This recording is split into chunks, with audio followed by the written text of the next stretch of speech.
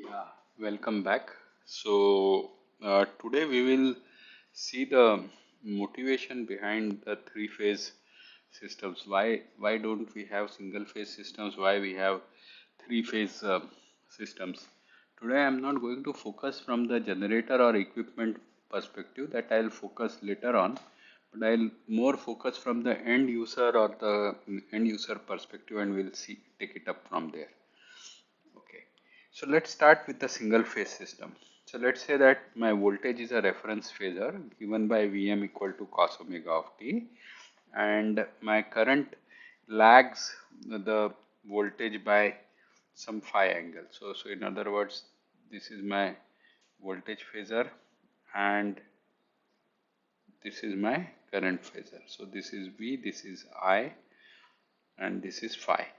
So so the current is lagging with an angle of phi, and I have, by for convenience, I have taken cos of omega t as a reference phasor. As I said earlier, you could take sine or cos or anything. You have to just fix a reference phasor, and then everything has to be done relative to that reference phasor. So this instantaneous power will be voltage times instantaneous current, which if we write, it can be written as VMIM uh, VMIM into uh, cos of omega t into cos of omega t minus phi, and later on I want to use 2 cos a cos b expansion as cos of a plus b plus cos of a plus b, which is cos of 2 omega t minus phi, plus cos of a minus b, which is equal to cos phi. So therefore I have here multiplied and divided by 2, and then Vm by root 2 is the Vrms voltage, and Im by root 2 is the Irms voltage. So therefore the instantaneous power becomes a pulsating double frequency power over and above uh, average value of Vrms cos phi. So that means if you look at it, this is Vi cos phi, this is time, this is P instant of t, and then you will let me use a different color.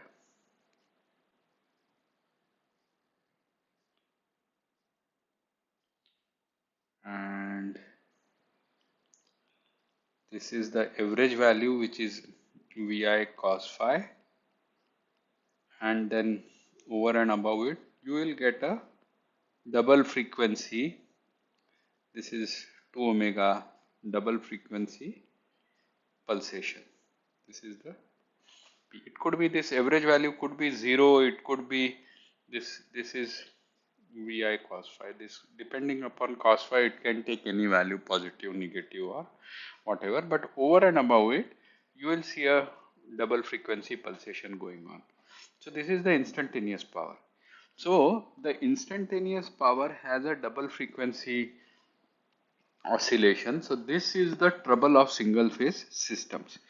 Now suppose the speed of this source was connected to a motor, and you wanted to drive the motor at a constant speed, then it means its torque will oscillate at double frequency, which may not be correct thing to do.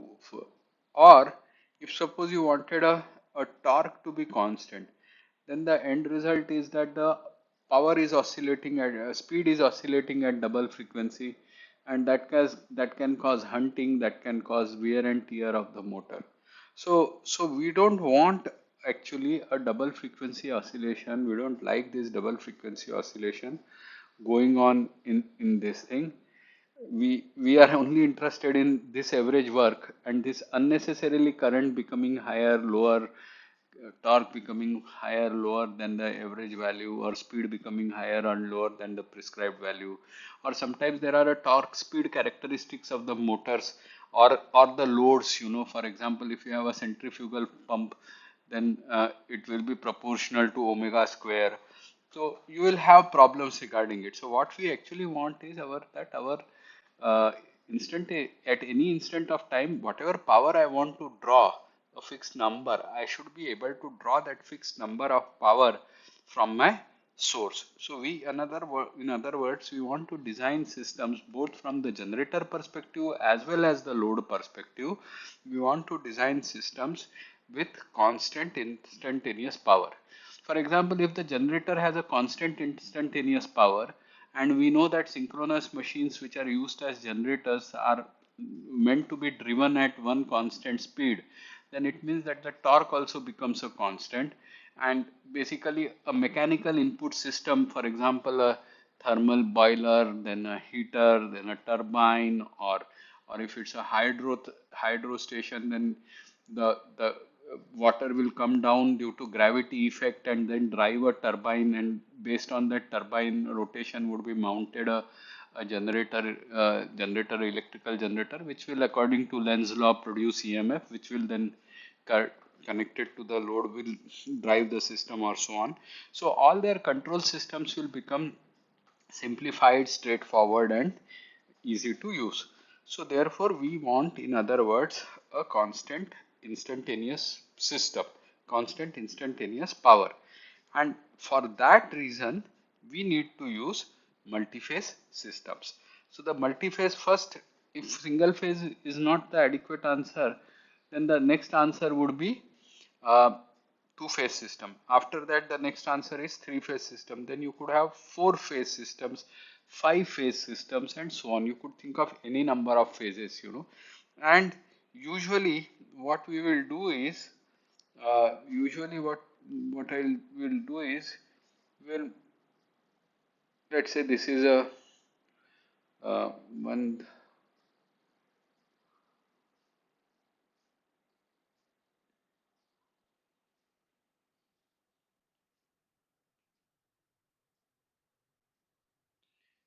And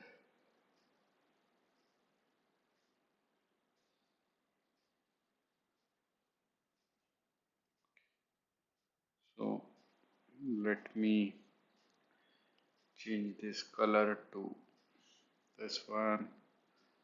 This color also goes to this one, and inside color let it be blue, and slightly increase this here and here. Okay, great.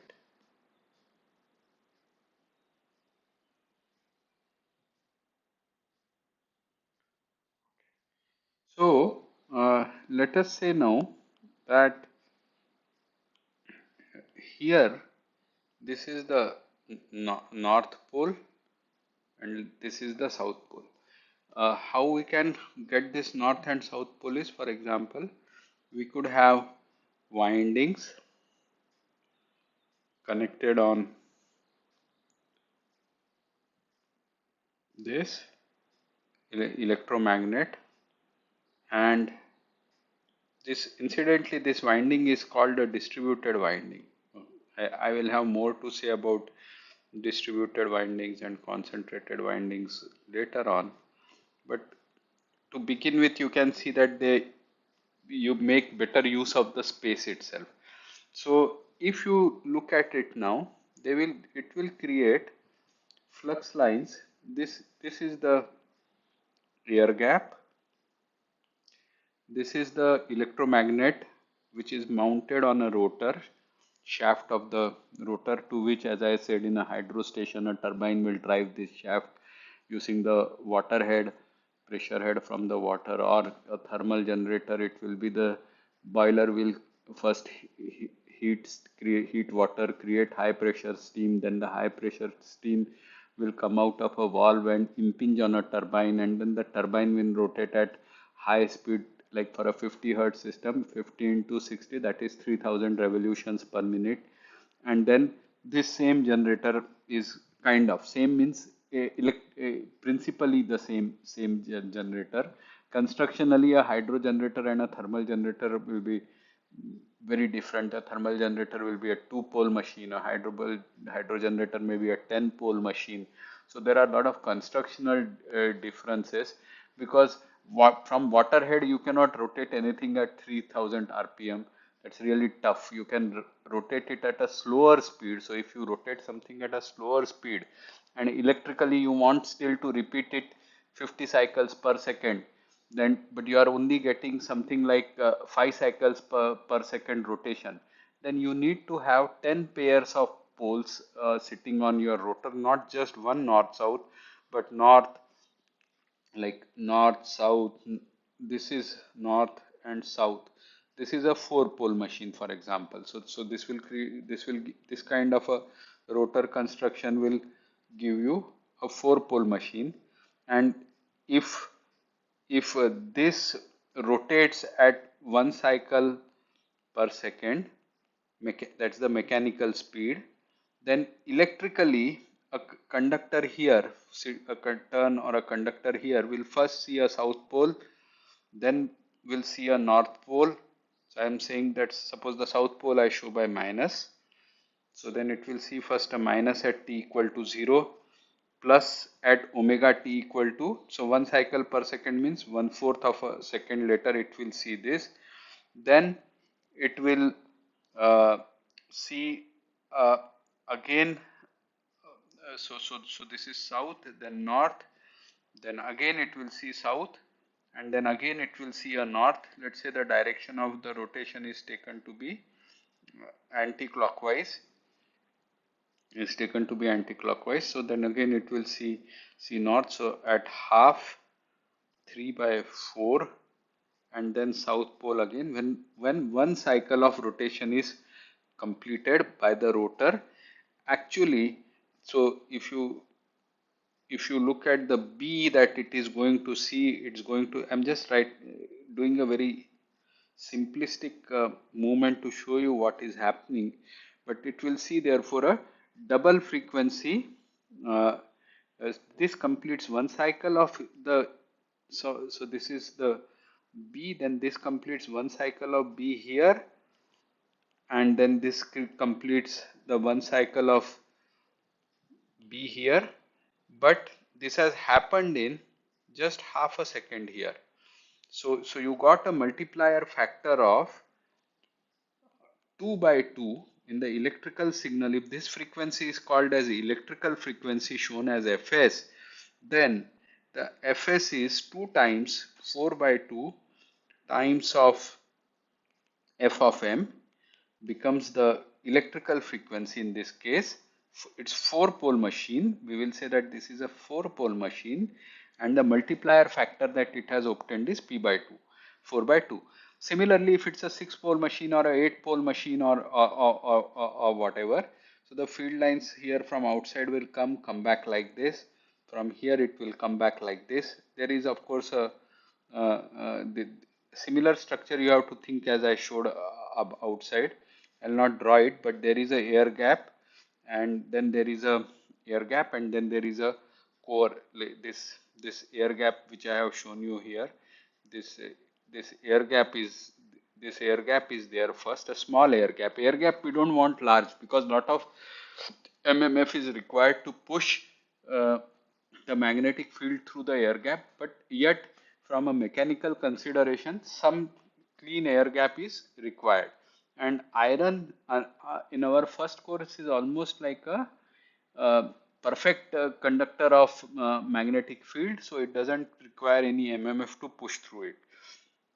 So you will have these flux lines which are going like this and this. So this is north south kind of a construction, and then a conductor sitting here first sees a south magnetic field, then sees a north magnetic field. This is coming in, then and this is the roughly the idea. So if I make 6 pole machines, then in one rotation it will see not 2 cycles of it will not see 2 cycles, but rather it will see 3 cycles in this particular case. So if I have p pole machine where p is a even number, then p/2 Fm will become the electrical frequency.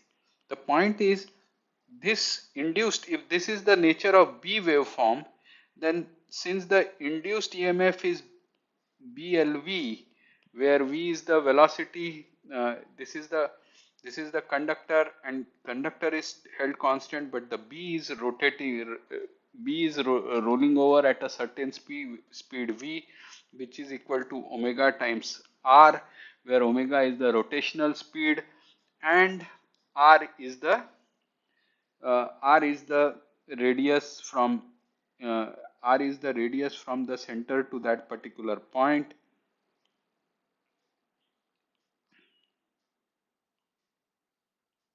So there r is this. Let's use a different color.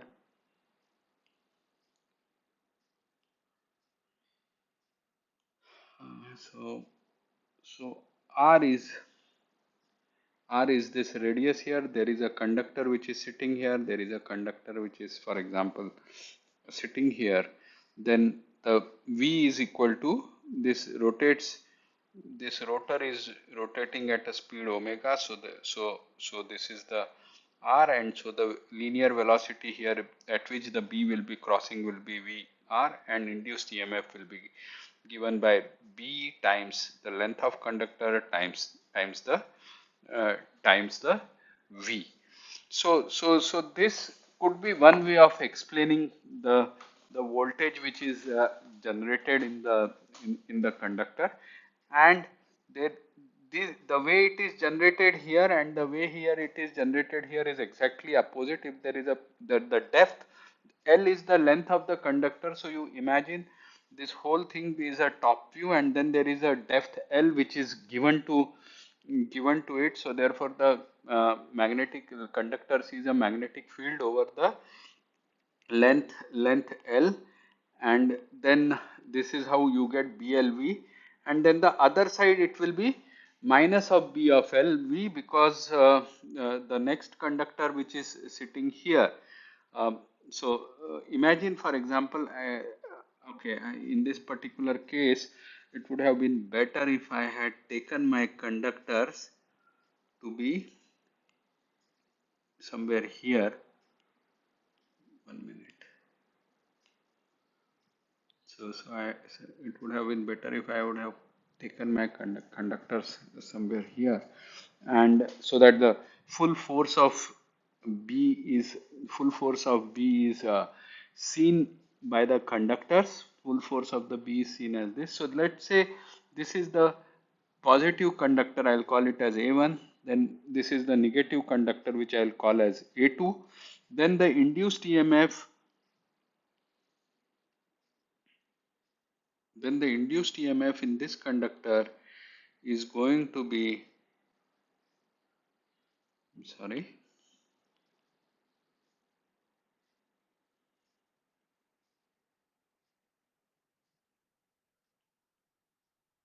so the induced EMF in this conductor will basically follow some very similar kind of a waveform. So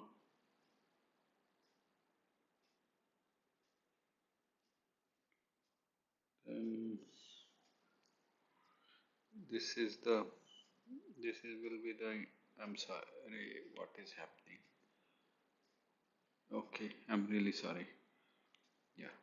So then it is mimicking exactly the this kind of thing, but will be equal to 2BLV, because there is a conductor 1 on this side and there is a conductor 2 on the other side, and we have connected the conductors in so that the total induced EMF will be additive polarity. And if across it a resistor or any load was connected, then the turn is closed, a current will flow, and according to Lenz's law, the direction of induced EMF is going to be such so as to oppose the change. So this is one way of looking at it. Other way of looking at it is also to see as how much is the flux linked with the with a coil, and then what is the rate of change of flux. So both ways can be used to describe the induced EMF which is set up in this winding. Now we want sinusoidal voltage waveform. To get sinusoidal voltage waveform, what we can do is that let me just copy and paste this.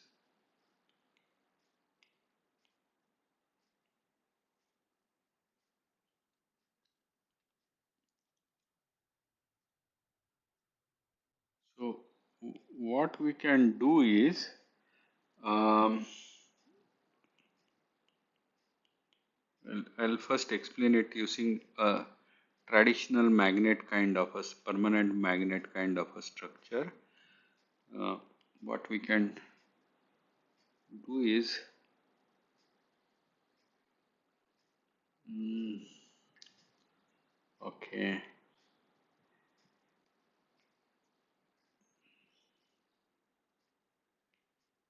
get rid of, think of this as a,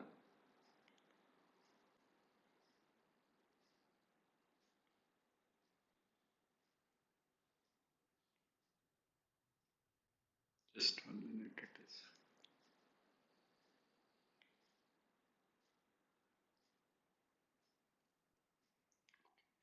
So think of it as if there is a electromagnet sitting here. Now this is a north pole and a south pole, but I have tapered the face of it.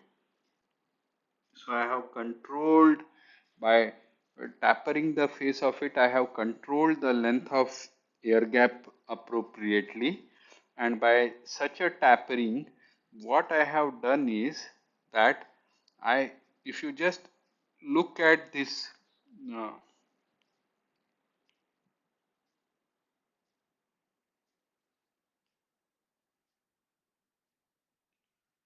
theta, which is from 0 to 2 pi mechanically, and this is the pi radians here, and at my 0, okay, so at my 0 right now, the conductor is seeing the maximum B, so this becomes a Bm, and then at pi by minus pi by 2 and plus pi by 2, it will become 0. So,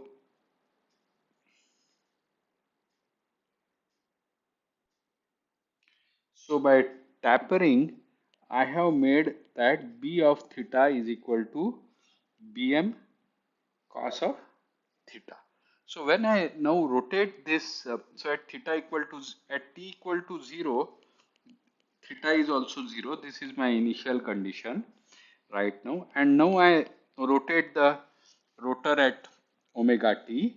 So then when I rotate the rotor at omega t, then this b of t will become, and the conductor will see a b of t, which is equal to Bm cos of omega t, and therefore by the fact that the induced EMF in the coil is going to be 2 V omega BLV, which is 2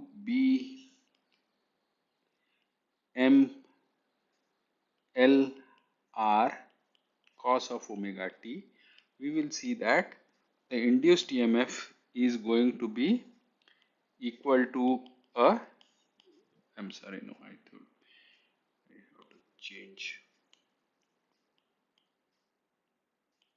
The induced EMF will become, this is a constant, 2 BLR, 2 BMLR is a constant, and then it is proportional to cos omega t.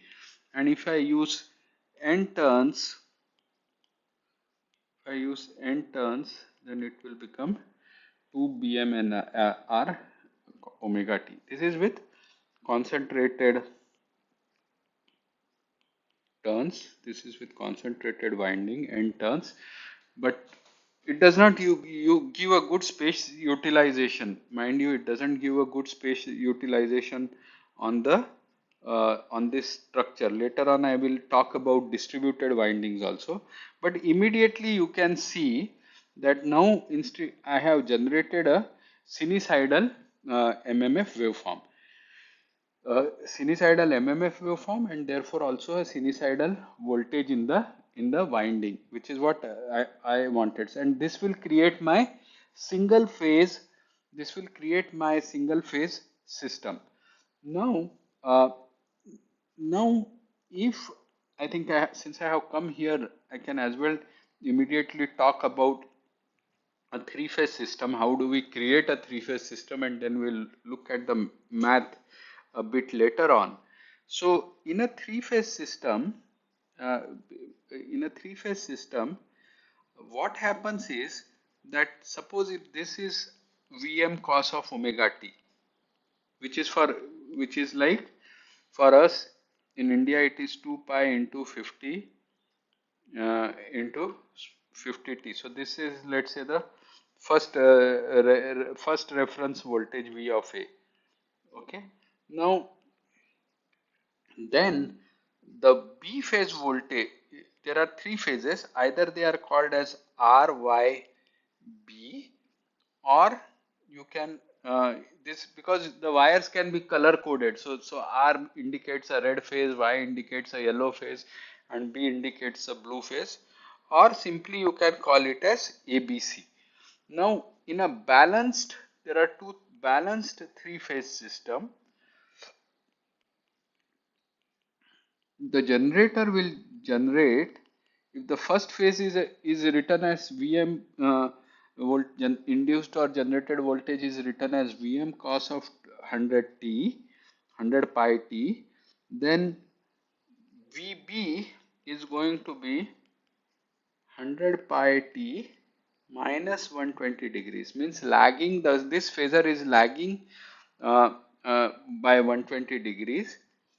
So basically three phases, 360 is divided by 3 makes it 120 degree. So the first phase is at is 0 degrees, then the second phase is 120 degree lag, then the third phase is 240 degree lag, and then again you come back to uh, another 120 degree lag, and you come back to your A phase. So this is A phase, B phase, C phase, and another 120 degrees lag, you are back to the A phase. So magnitude wise, the amplitude is same in all the three phases, but they are uh, they are uh, they are in phase. uh, B phase lags A phase by 120 degrees, C phase lags B phase by 120 degrees. So if this is my first reference phasor is shown like this, then the B phase reference phasor will be shown like this.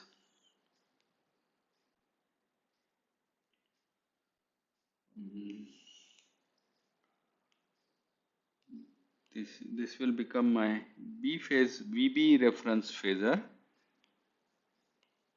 with this angle being 120 degrees, and the VC will be shown by this, with this angle also being 120 degrees, or 2 pi by 3 radians. So then the, in my case, VA phasor is Vm by root 2 e to the power j0, VB phasor is Vm by root 2 e to the power minus j2 pi by 3, and VC phasor is Vm by root 2 e to the power minus j4 pi by 3, or equivalently e to the power j, you can show a lead of 2 pi by 3 radians as well. And the lengthwise, these all are, the lengths are same. So this is called a balanced system. So if you had a four phase system, then the angular difference should be 90 degrees. If you had a five phase system, then the angular difference should be 360 degrees by 5, which is 72 degrees. If you had a six phase system, you should have angular difference of 60 degrees. Only difference is for specialization is for the two phase system. Only specialization is for the two phase system, where the two are taken to be at quadrature with respect to each other. So in a two phase system, you have this as the first phase, and I'm sorry.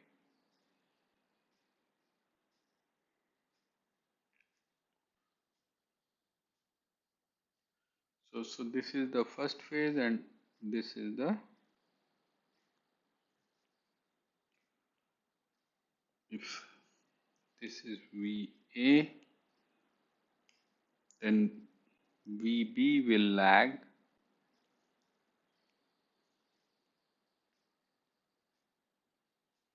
same lengthwise same, but VB will lag VA by 90 degree. Because if you do 180 degree phase shift, then it is just phase opposition. It is just changing the polarity on convention on it. It's not actually generating anything else. It's just minus of it. It's like just reversing the connections of the battery, that doesn't generate anything independently. So for two phase system, when we say balanced two phase system, we use a 90 degree difference on the winding orientations, but for everything else it is actually just 2 pi by n is the separation. So if I want to, so this also tells me why two phase systems are not good, because they will not be able to use this rotor structure properly. You will have one phase of winding sitting here, another phase winding sitting here, and then after that this space is not used, the limit other space is not used that very well.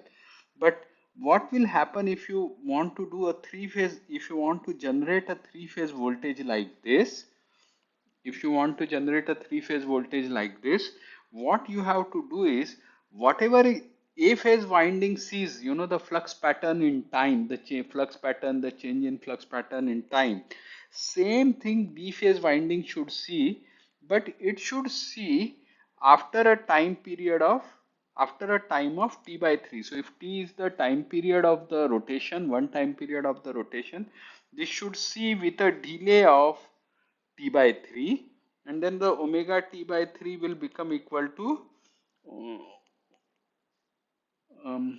omega t by 3 will become omega t is 2 pi, so it will create a lag of 120 degrees as I shown here, and then the C phase should see the same thing happening but with a lag of another t pi by 3.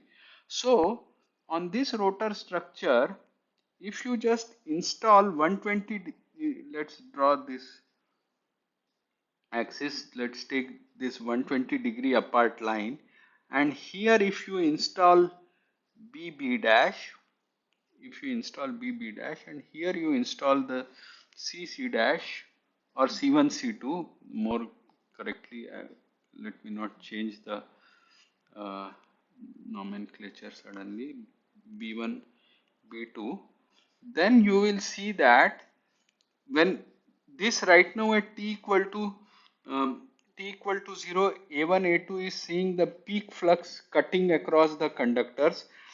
T by 3 time later, b1 b2 will see the peak flux cutting their conductors, and another 2 pi by 3 times later you will see phase will see exactly the same situation. So therefore whatever is the induced waveform that is generated in A phase, same will be generated in B phase with a space of a time difference of time lag of t by 3, or phasor lag of 2 pi by 3 radians, and C phase will generate it with this. Now because the geometry is all identical, the geometry is all identical, so therefore uh, uh, this omega has been missed out here. So the since the geometry is all identical, the magnitudes wise, they will, peak magnitude of voltages will automatically become the same, and angle I have already explained to you how it lags. So you will be able to generate very easily a three phase balanced set of figure of three phase balanced set of machines. Now, how many conductors you see? 1, 2, 3, 4, 5, and uh, 1, 2, 3, 4, 5, 6. So that means actually we, to make better use of space, utilization of space, each winding, technically speaking, could have a spread of 60 degrees, which is plus minus 30 degrees. So you could in principle have this A phase winding, um, this A phase winding spread over a this 30 degrees or less as required, then some spread here, some spread here, some spread here, so that you use the geometry better. For example, if you concentrate in one place, then at that place a hotspot will be generated by the conductor heating, but if you spread it across, then it's much better. So you can give many reasons why spreading is going to be better. But and then the coils here will be connected in series. So what I mean to say is, like, a conductor like this goes, is this is in the magnetic field, goes out, connects back correctly from the other conductor, then comes out. This side is outside, this side is outside of the magnetic field. This side is, this is the way suppose the current is going to flow, then it, the winding, then this is the next space, and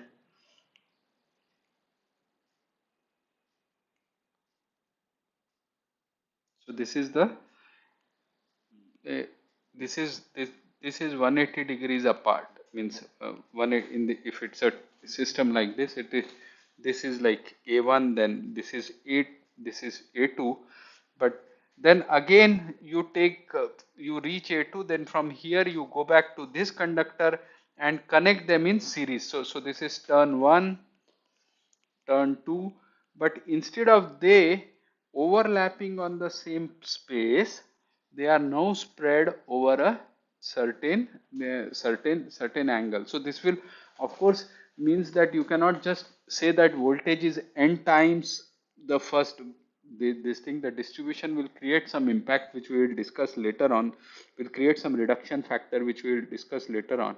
But essentially you can see that a very good space utilization is done of the rotor structure with a three phase winding rather than the two phase winding, while creating a balanced set of, voltages. And this is the reason why we prefer uh, why we prefer this is the reason why we prefer a three-phase system. Similarly, good utilization can happen with four-phase, five-phase, six-phase systems and so on. But then somehow, with passage of time, the what we wanted, the benefits, we could just get it with a three-phase system. So the three-phase systems have become standard. This is the basic idea that we are having. So I think we will now close this lecture here today, and we'll continue with more in the next class. Thank you.